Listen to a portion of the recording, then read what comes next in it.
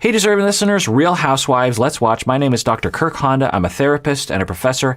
As I always say, sometimes these episodes have triggering material, so make sure you watch with care. Let's watch. What happened? I just had a moment. Ladies, let's come and sit down.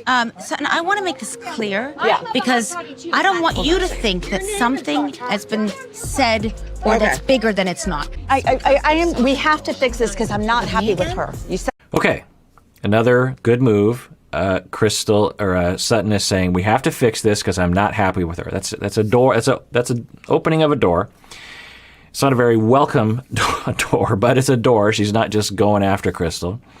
Now, what should happen here? There's a lot of options, but if I were Crystal, I would say something like, Sutton, I'm on your side. And what would I say? This is what I do. Sutton, tell me what's on your mind. I'm here to listen. I'm not going to interrupt you. I'm not going to just tell me everything. Tell me what you don't like about what I did. Well, because for me, I would want to know the landscape. Instead of getting involved too quickly, I'd just be like, just tell me. Because honestly, this is, in my experience, 90% of what will help in this situation is Crystal just listening to Sutton. Even if in the back of your mind as Crystal, you're just like, I don't know if I agree with that one. But in this moment, so it all depends on the goal. And I've asked this question to y'all before of what is the goal of Sutton and what is the goal of Crystal? If the goal is for them to get along, then that requires a certain attitude and certain behaviors. If their goal is to fight continually, then it's a different goal. If their goal is to hate each other for the rest of life. So if the goal of Crystal in this moment is to get along and to repair their relationship, then it would be good if Crystal just listened. And that's kind of taking one for the team. Crystal could be like, but I don't have to listen to her. I mean, she's completely irrational, this woman. I don't understand what's going on here. And you would have an argument for that. But sometimes when we're trying to repair relationships, we don't have to do what's fair. We have to do what is going to help.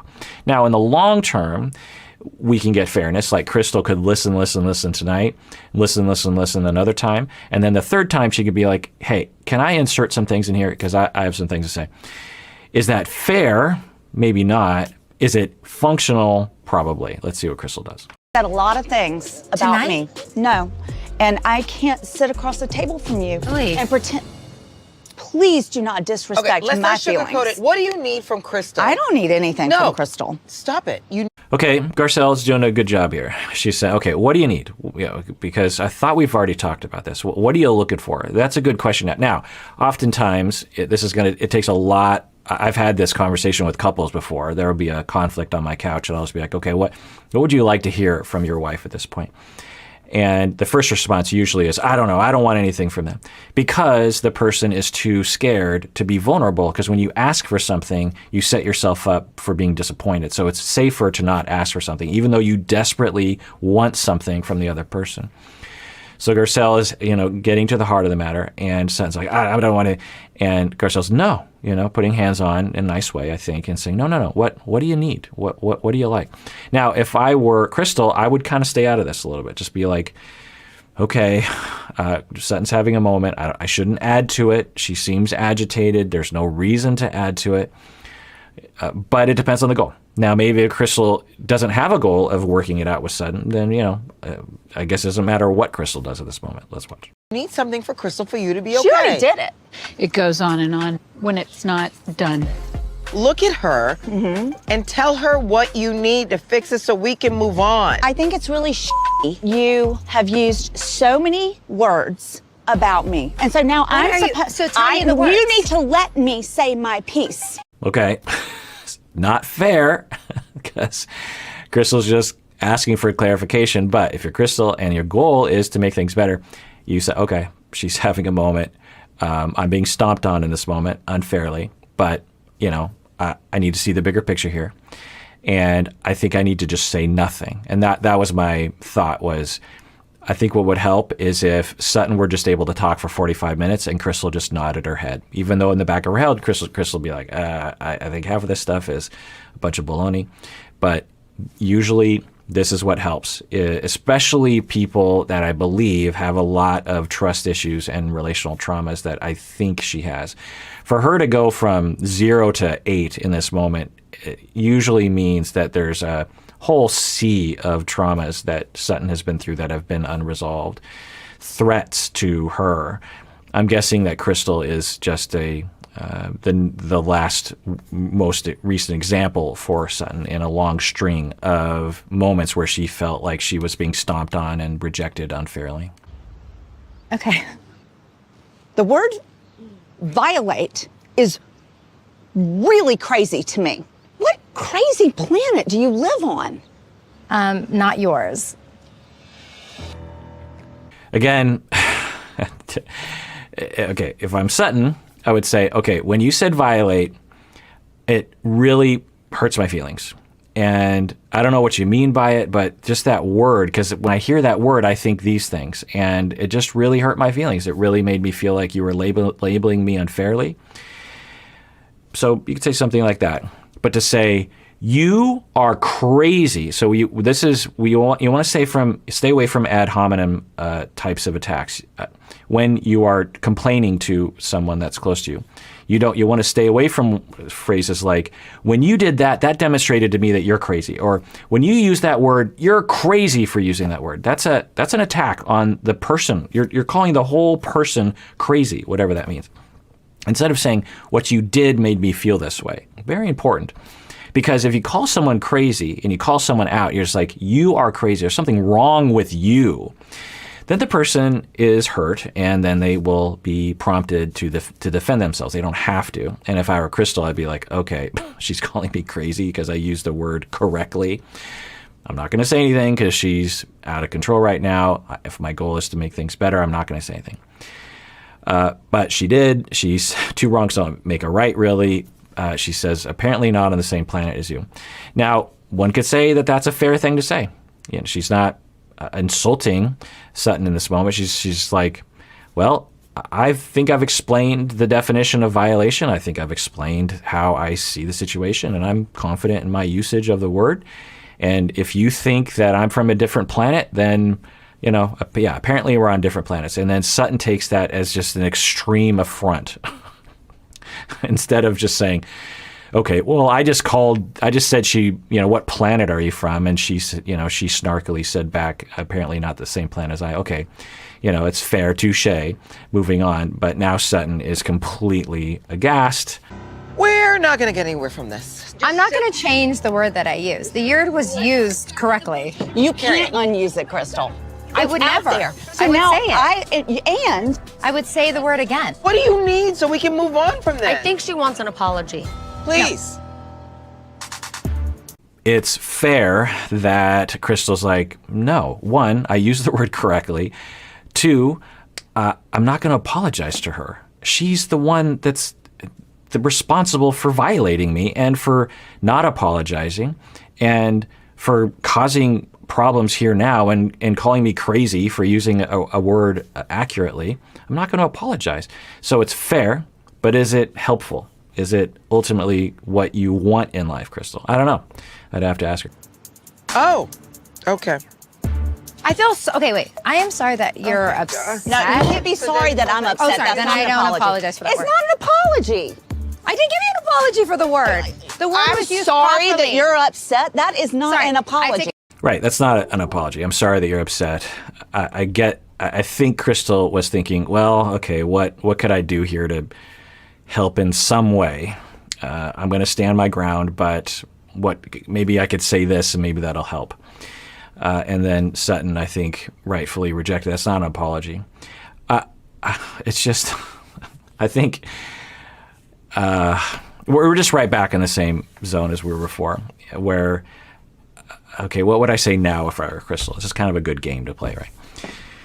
It would be hard for me to stay differentiated in this moment, I'll tell you. Being in conflict like this, I don't think I'd handle it well. But if I could handle it well, I would say something like, okay, Sutton, I hear you that you didn't like the word violate. Maybe let's get away from that word. Let me just explain to you how it felt to me. When you came into my room and I didn't expect you, it felt bad to me. It felt like an invasion of my privacy. That's what I meant by that. I don't mean anything more than that by the word violate. but it just felt like, and I just felt disrespected. I felt like you didn't wait long enough. And that's all I'm saying. I'm not saying it's the end of the world. I'm not saying you're a terrible person, but that's all. Maybe Crystal could say, I don't know if that would help for Sutton because she seems like she's on a roll, but maybe it would. So let's continue watching. Look up the word. It is an abuse of privacy, which is what you She did didn't to know me. you were naked, Crystal. No, She it's not didn't know even you were naked. naked. Why are you so defensive? What was going on that you're so defensive about? My goodness. I'm pretty sure that statement is going to trigger Crystal because she has issues with body. I think she might have issues with sex. I'm not quite sure, or with accusations of, things. And essentially Sutton is saying, why are you being so defensive? One, I don't think Crystal's being that defensive in this moment. She's been defensive in the past. If anyone's being defensive, it's Sutton. But anyway, for Sutton to say, essentially imply, there's something gross sexually that you were doing, or you're a gross sexual person or something. And I just have to say that whole premise is just silly. What if Crystal was doing something in the room and expected privacy? Who cares? It's fine. So this accusation has all sorts of layers in terms of problematicness. You're upset because you're jealous. Period. I'm out. Probably a good move to leave.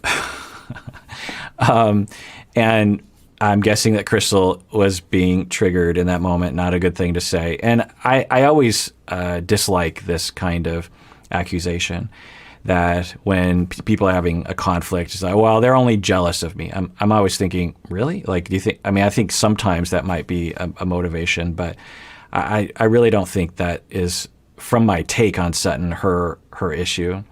I think her issue is that she is a kind of a typical person, because it goes back to when the racism conversation was happening, where people with privilege in the beginning have a really hard time typically with just listening, and they will come out very defensive. I'm not racist. How dare you say I'm racist? Instead of just being like, well, what do you mean by what you're saying? Maybe I do exhibit some racist behavior, some racist attitudes. I don't know. And so I think it's been escalating from there.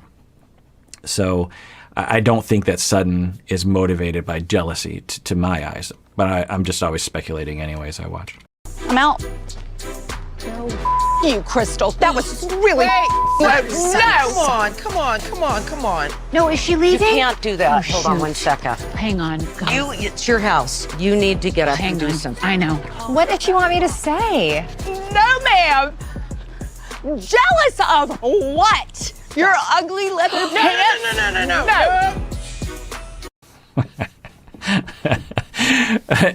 I will say it's kind of funny how outfit-oriented this show is, and how now we have two cast members, three of them just gasping. There's been a lot of, I think, horrible things that have been said thus far in this conversation, but the one that really tips the scales is insulting her leather pants. I mean, look at Kyle's, and who is it? Is that Erica or Dorit or something? And to insult someone's pant, that's what Sutton went to. And that, I'm guessing Sutton had been thinking about that for a while, because she didn't have to look at her. She had that cataloged, that she could, as a piece of ammo that she could throw. For me, I just have to say, if I was in a fight with someone and they insulted, my pants, I'd be like, okay, I guess you don't like my pants. She said ugly leather pants, ugly leather pants. Okay, that's not... Pants. Oh my God, oh my God, oh my God, What's oh my happening? God. What happened? What am I jealous of? Are you kidding me? No. Wait. Sutton, come here for a second. Sutton, don't run. And I have to say, that is kind of a mean girl trope to say to someone, the only reason why you're having any kind of emotion right now is because you're jealous of me. It is now, what Sutton should have done is like, no, that's not why I'm not jealous of you. Sorry. It's interesting that you would think that. But no, actually, the reason why I'm upset is because blah, blah, blah. So Yeah, it's. I can't imagine how this is going to resolve. I just can't. It just seems to be getting worse and worse. All right, well, that does it for that episode. Everyone out there, please take care of yourself because you deserve it. You really, really do.